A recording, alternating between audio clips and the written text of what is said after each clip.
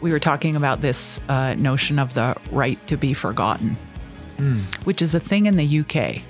You can actually petition the court and say, because there's this information about me online, I can't get a job, I've been discriminated against housing. And if you can prove that it's, information that is damaging you and it doesn't even necessarily have to be false, they can request that your name is removed from search engines. But we don't have anything like that here. So say your mugshot gets published on Missoula Mugs, but you're never charged, or you're found innocent of the charges, it still never goes away. Right, and your reputation is slandered from there on out. Right. Potentially. I mean, the fact of the matter is you were arrested. Right. And you were booked.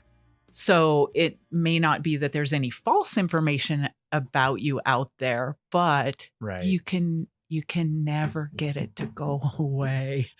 And it could be something you did, when you were 22 and stupid, and yet it lives forever. So we've had some really interesting discussions. And how in ethics apply to just journalism. I mean, you guys deal with that a lot, don't you? Oh, yes, we do. We have a whole class, the whole semester. That's all we talk about is ethics in journalism. Yeah. Sweet. Yeah. Let's dive into it. Okay. We're good. We're started. We're here. Go ahead, Brad. Denise Dowling, welcome to the Missoula podcast. Hey, thanks for having me. Professor at the University of Montana Journalism School. That's Department. correct. Did I get that right? School. Yep. What is it like going back to teach at your alma mater, the school you graduated from, to go back and teach and invest in future generations? Oh my gosh, I feel so fortunate. Yeah, to be able to come back to a place that I love and a place that I know. I just feel blessed. The thing that was interesting is when I went off and launched my own journalism career, I always kept in touch with the J School.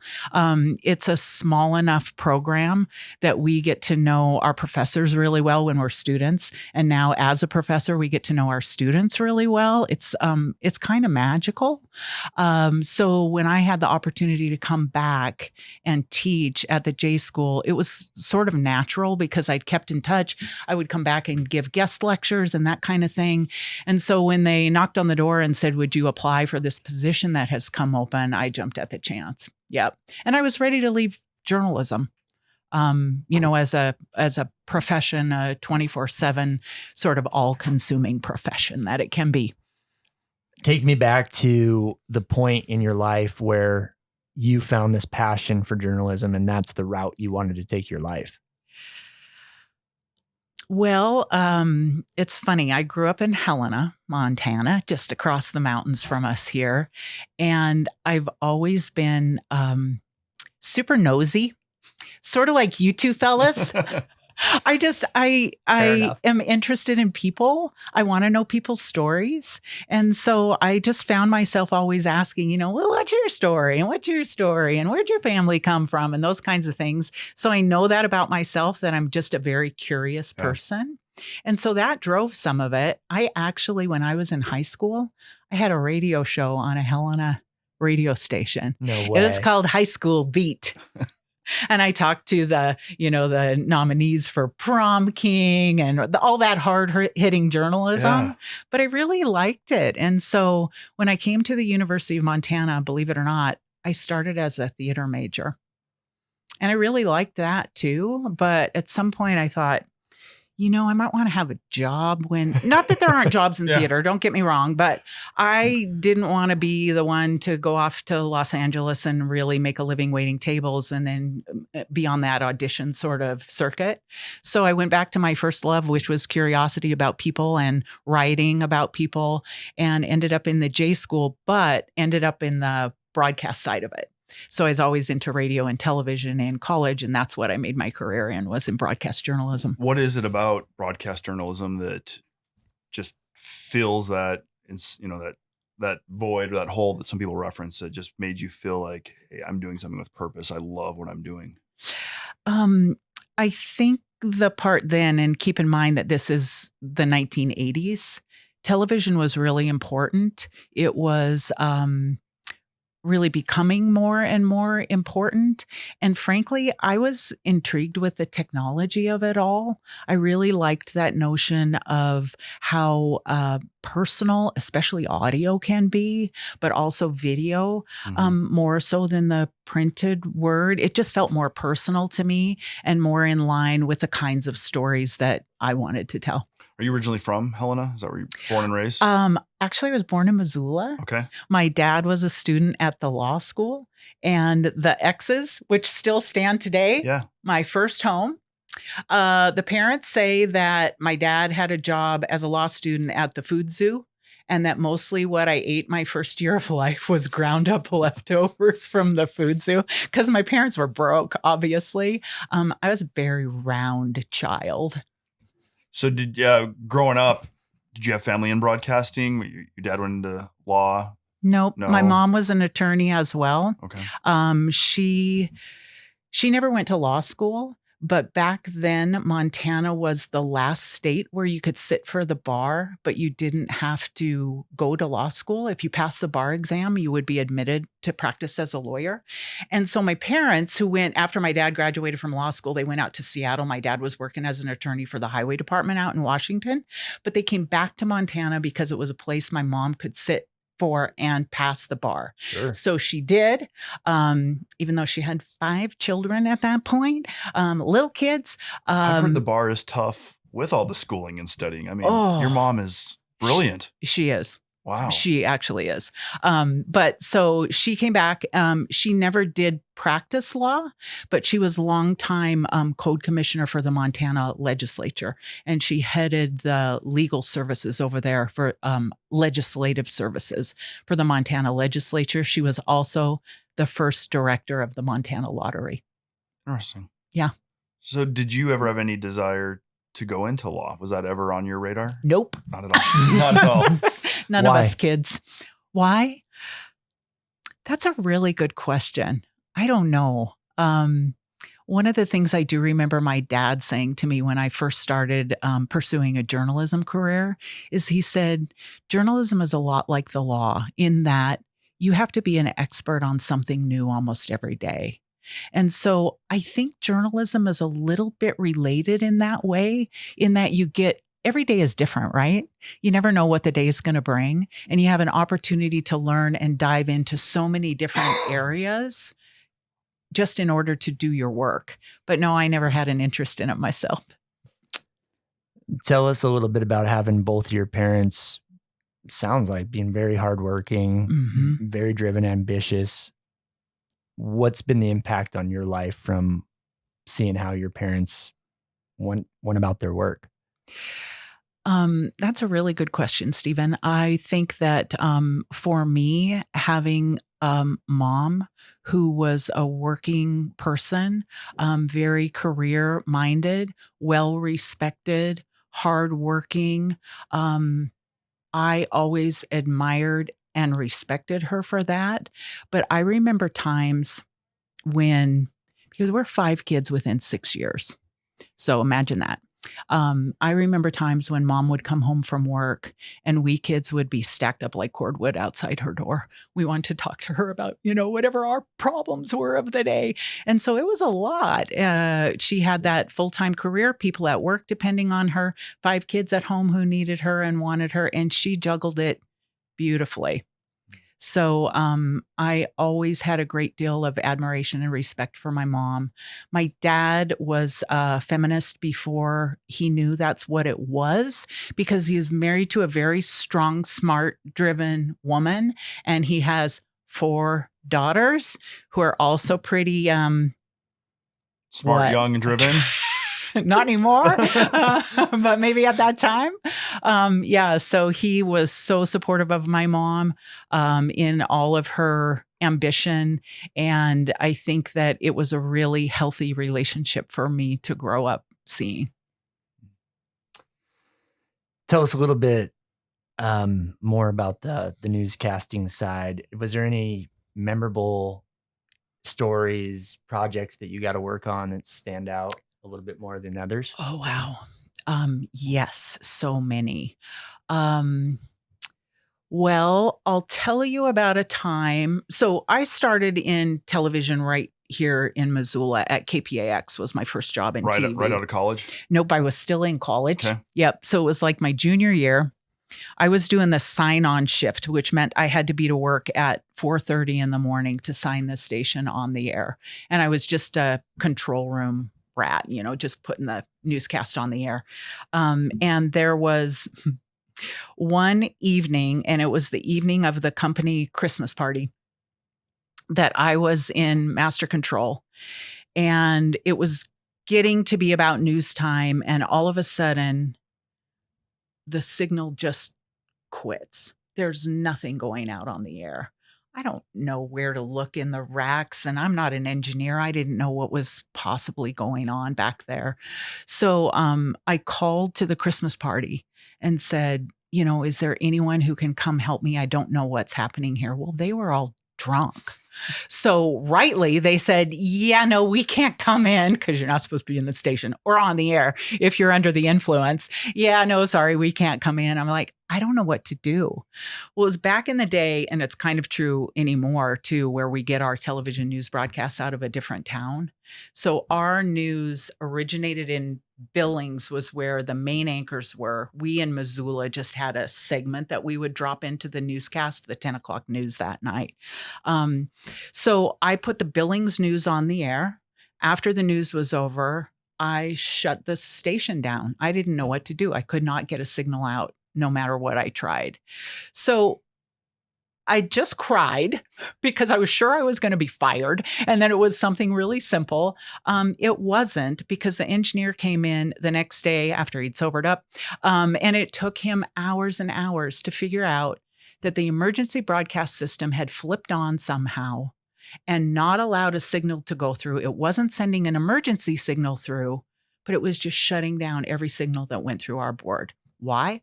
I don't know, but it took him a long time to figure out. I was so relieved that it wasn't actually me.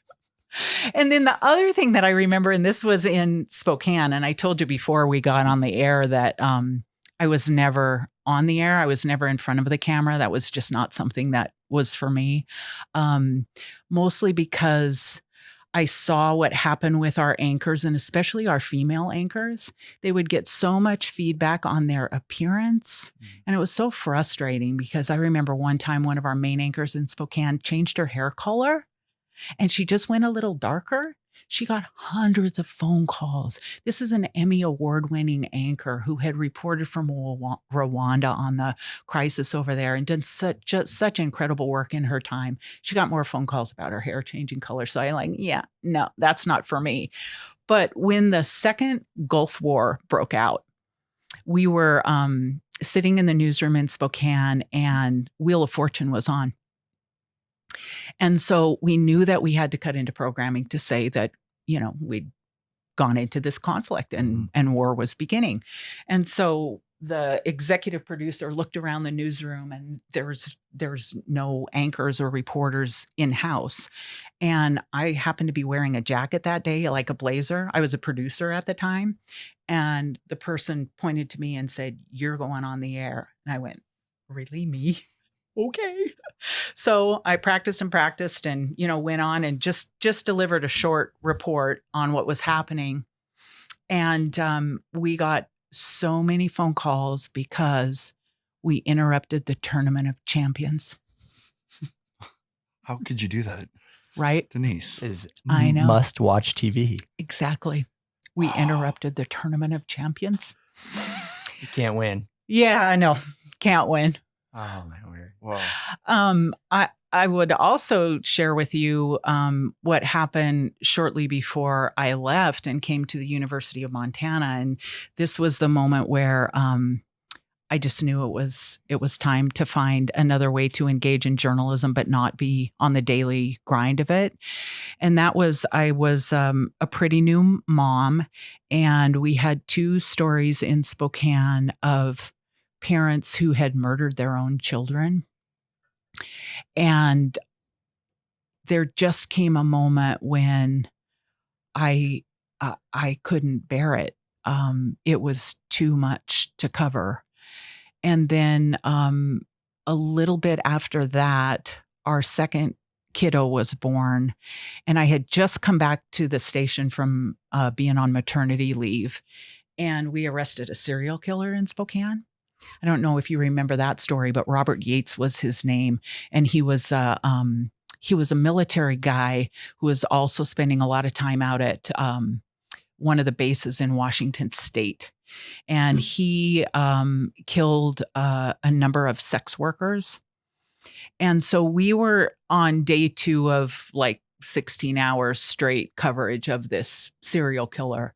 And my husband brought the kids up to see me, and I was still nursing our son, who was just a tiny baby at that time. What year was this roughly? That would have been 1999. Okay. No, 2000, because Kellen was born in 2000. Okay. Yep. So it was 2000. I vaguely remember it. Well, yeah, when it was a big deal in Spokane and in Western Washington. But so Chris brings the kiddos up to the station, and I've got Kellen and I'm nursing him, and I'm typing, because we got another update that has to go on here. And I went, what the heck am I doing? Why am I doing this? So it was shortly after that the University of Montana called and said, we've got this open position. We'd really like you to apply for it. And I said, yep, it's time. That was time to step out of that daily grind and find a schedule that was more supportive, especially with little kids at home. Yeah. Is there a huge turnover rate in the industry because of the grind, because of this massive amount of hard stories that you have to report? Like, how do people stay in long term, I guess, is what I'm asking. Well, there are plenty of people who stay in it long term. I mean, just look around here and look at Jill Valley, who's been on the air forever, right? And doing a wonderful job. And Heidi Miley, who has been in the Missoula market until just recently, and now she's in Spokane. But I do think it's a calling, and people have a passion for it. I felt like I had the best of both worlds, because when you come to teach journalism, you do get to stay in it. And in fact, part of the requirement of our staying employed is that we continue to do professional work. And so not only do we have to continue to engage as journalists, but we get to engage through our students. So it's really, I just felt like it was such a wonderful opportunity. And I've been so, so lucky in my position because we have wonderful students at the University of Montana. And I have wonderful colleagues at the University of Montana School of Journalism. I just feel really fortunate to be able to have been in the position as long as I have and still enjoying it and still learning a ton myself. Denise, you've said a few times the J School, and I've always the School of Journalism. Yep. Can I call it the J School? Yes, you can. From this point forward, it sounds really cool. Yes, you have my permission. Thank you. Yes, you're an insider now. That is such a cool day. It is so cool, the J School. Like we call it the J School. That's all you need. Yep, that's right. Hey, let's go to rapid fire questions real quick, and then I want to get back to what you're doing and hear about some of the classes and the impact you're making at the J School. Cool. Question number 1, Denise. Yeah. What is your favorite coffee shop in Missoula? My favorite coffee shop is my kitchen at home. I'm not a coffee shop person, but when I do go, I like to go to Clyde. Yeah. What is your earliest memory of Missoula? Wow, that's a good one. My earliest memory must be I was probably about 2 years old at that married student housing is what they called it then. I think they call it the X's now. And, they have those guards up on the balconies. Yeah, the railings on the balconies. Yeah. I remember standing at the railing at the balcony and looking out at a dog. It's amazing. Your whole life has really revolved around that property. I mean, the University of Montana. I mean, it's true, isn't it? Born and raised there. Interesting. Yep. And came back. Lucky me. Other than your kitchen table, what's your favorite restaurant in Missoula? Oh, my very favorite. Well, it used to be Scotty's Table. I'm sorry that that's no longer. I've been enjoying the Den recently up on the It's hill good. there. It is good. I like Great that spot. one. Great spot. Yeah. What zip code do you live in? 59803. Of course. 5803. Yep. Up on the hill. What's the weirdest thing about Missoula to you? The weirdest thing. I don't know. Is there anything weird about Missoula? I love Missoula. Pass. Huh? We've never gotten Never had a pass. Usually everybody's like, that one's easy. This. Oh, really? Yeah. Well, the slant streets, the roundabouts, Oh, The people. the people in general, just the personalities, the diversity. I love it. It's You were not- made for this city. I guess. Or this city was made for me. There you go. That's Yeah. Well, What do you love most about Missoula? I have to say what I love most about Missoula is the ability to commune with nature easily. I love to hop on the river and go for a float. I love to go down to the river and take a walk. You see how I am about water?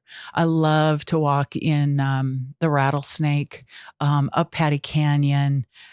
That is my favorite thing about Missoula and the surrounding areas is that it's really easy to get out. And I think especially these days, sometimes it's really helpful to, I know personally, to my mental health, to be able to get out into nature. I think the other thing I love about Missoula is just the variety of different people here. I feel so fortunate that we have some diversity and some culture, and there's always something going on in this town. I lived in Spokane for 17 years. And don't get me wrong, I like Spokane, but I don't love it like I love Missoula. There's just a certain openness and welcoming spirit to the people in Missoula that I haven't found anywhere else ever. Is there a particular book that you've read that has had a significant impact on your life? Ooh. One that we just read for book club that I've been thinking about a lot is Clara and the Sun. It won the Nobel Prize a few years ago, and it's a story about an artificial friend. And it's sort of a dystopian, futuristic sort of look at what it means to be human. That has had a recent profound impact on me. Interesting. Yeah. Let's jump back into your teaching career now. Okay. For the normal people. Did you say normal kin? The normal kin. The normal kin. Let me start That's that cool. over. I picked up J School. You picked up normal kin. Normal kin. For people that are unaware of what it's like in the life of a professor, what is something that most people get wrong about your life as a professor, as far as maybe they think it's too easy or maybe they think it's hard? What do most people get wrong about it? That question was wordy. I think people don't understand how hard professors work. I think they look at the fact that you may have 3 classes, so you're probably in class maybe 10 hours a week. But I don't think they realize how much time goes into preparing for those classes, and especially how much time it takes to grade.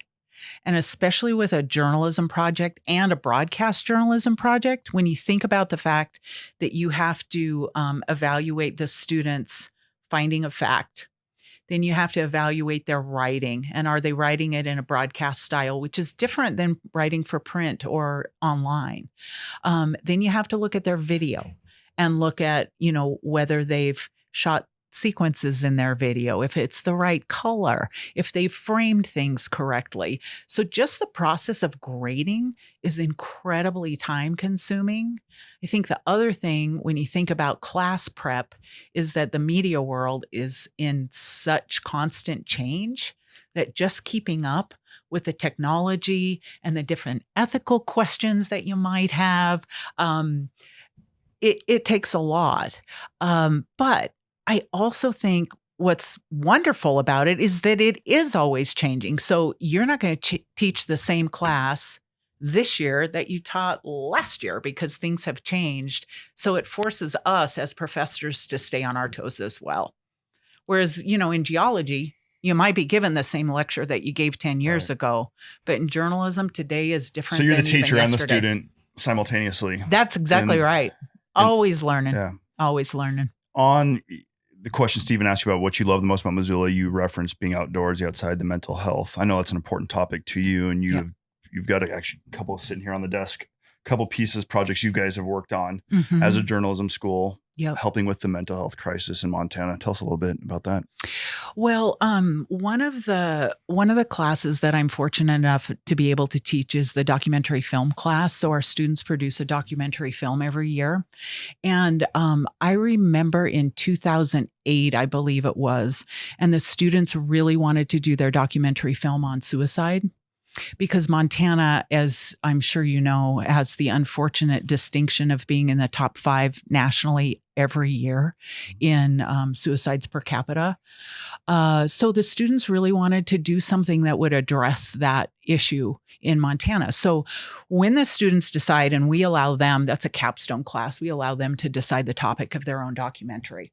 When they decided on that, we brought in a mental health professional and specifically a suicide prevention expert. And she was talking to the students about their idea. And at the end of the day, what she said is, don't do it.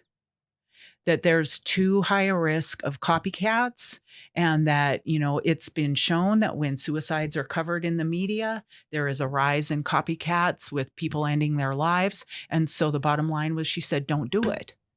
And so the students came back the next day and they were really discouraged, but we talked about it. And at the end of that discussion, we had an exchange student from New Zealand, and he stood up and he said, I want to make a difference with this work. I don't want to do a story about traveling preachers. That was their other idea. Someone who travels from parish to parish and does their sermons. And so he said, I really want to make a difference. I want us to find a way to do this. And so we did. We paid attention to what it said about, not glamorizing suicide, not talking about method of death or any of that. And the students went out and deliberately found people who could talk about how it had impacted them to lose their loved one, talked to a lot of mental health care professionals, and created this powerful, powerful documentary that the woman who told them not to do it, we invited her back to watch it.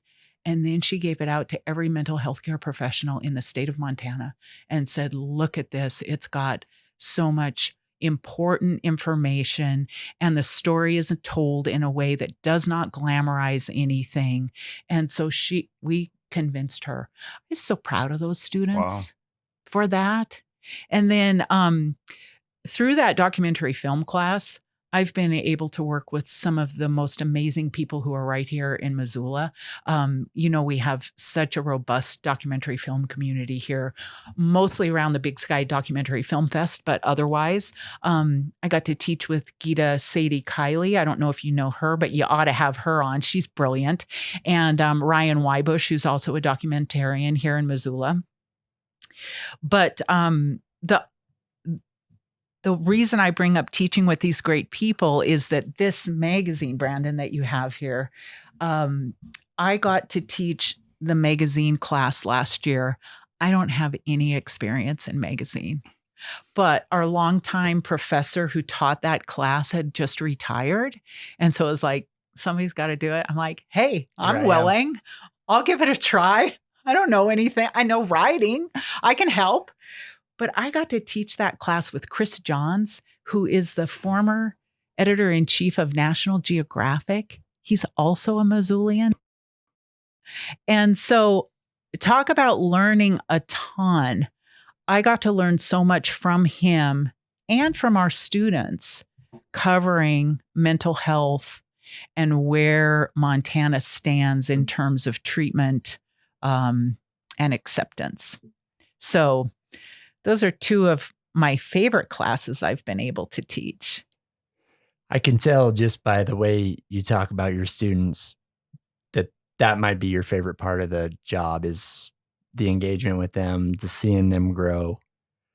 What was the most challenging part about going from broadcast career to teaching? Like, I know the good parts. You love working with your students, but I can't imagine like that transition would have been easy. I mean, it's obviously worth it because you get to be a part of these projects. Right. I think one of the hardest things about making that transition was thinking about how to teach what we do when we just do it. You know what I mean? So it was, again, another learning experience for me because I'd have to stop and say, okay, I'm telling them to do this, but why? So it made me really re-examine my own tactics and methods and approaches to things so that I could explain to students why it is that we do the things that we do and the way that we do them. I think that was really difficult. I think too, it's hard to be confident as a college professor. It was especially difficult in those early years. I remember the first time I stood in front of a class and they started taking notes about what I was saying. And I was like, oh, they're writing this down. Sure. Yeah, it's a little intimidating. Yeah. It still is. Denise, over your career, what's one of the biggest changes you've seen in the broadcast industry from your day as a student to being in the industry to going back and teaching it? Where's been the biggest change? Well, of course, the internet changed everything so much. That notion of news on demand. So it used to be that the news was on at 5:00. And so everything was pointed to 5:00. Had to have your act ready to go at 5:00, but not before. Now it's that 24/7 sort of news cycle, so that as soon as you're out on a story as a reporter, you're expected to file to the web. You know, you're also expected to produce a podcast and you got to take photos in addition to your writing. So I think the internet has changed so much about journalism. There has been no other upheaval like it. Journalism, broadcasting, there's been some good, there's been some bad, but there's been just like recently, maybe a lot of negative press towards legacy media, or maybe there's a lot of people like Brandon and I, they're doing podcasts sprouting up all over. How has that changed? Everyone's a journalist today in a sense, right? You know, we're all creating our own content. Yeah, there's just such a low barrier to entry now. Right. How has that changed your teaching style? And how's that affected, you know, how you're trying to mold these young people and shift around? Well, there's certainly a reckoning with the mainstream media, the so-called mainstream media, as we've seen that the population of the United States is more divided than ever, and that there's no longer the big three. I mean, back in the day, it was ABC, CBS, and NBC, right? Simple times. Yeah, exactly. But now there are all kinds of players. And to your point, Brandon, you know, citizen journalism is a real thing. People are out there witnessing. And so what does it take to be a journalist? Right. There's no license. It's not like the law in that you're not taking an exam to be certified as a journalist. But it certainly has changed at least the things that we talk about in class, but the basic underlying tenets of journalism and the Society of Professional Journalists Code of Ethics is something that we continue to teach and we continue to follow, so that to our students, you are a journalist and you are different than anyone else out there because you ascribe to this code of ethics. You know what it means. We've talked about different examples, so that I hope that they're prepared to go out there and seek the truth and report it. The number one tenet in the code of ethics. Yeah. It is interesting just with, social media as prevalent as it is and everybody with a phone in their pocket. We've got a camera. I mean, we were recording, we were documenting everything and then posting it like we are all journalists in a sense. It's really, really interesting concept. Yeah. My last question for you, and then I'll let Stephen wrap us up, Denise. If you were able to sit down and have a conversation with that teenager who's running a small radio show for their high school right now, but has dreams and aspirations to someday do something great and make an impact and difference with broadcasting, whether that's print, radio, TV, what piece of advice would you give them? Are you talking about your daughter? I'm talking about 16-year-old Denise. 16-year-old me. I would tell them to continue to put themselves out there, to meet people, to talk with people, to keep an open mind all the time. I would tell them to find the stories that are worth telling that haven't been told and find a way to tell them in a way that keeps the subject's voice authentic and also their own.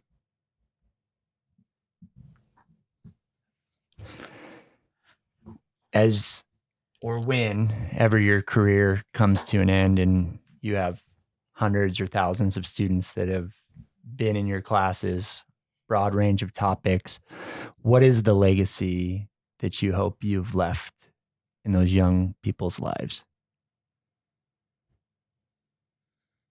Wow, that's a big question. I think I will hearken back to something that I told my students today. And that is, you're a human being first, and you're a journalist after that. So as you're making decisions in your journalistic career, you have to do what's right for you in your own moral compass. Back in the day, like when I was a student, you were a journalist. You're hardcore. You didn't care about how others felt. You did what was right for journalism. And I don't take that hard line. I think people have to reckon with their own moral codes. They have to be able to live with themselves. And so I hope that students will say, she taught us to be good human beings and good journalists. Denise, thank you for your work in this community. Thank you for all the lives you're changing and all the stories that you've helped people tell. Thank you for joining the pod. Yeah, thanks for having me, guys. Denise.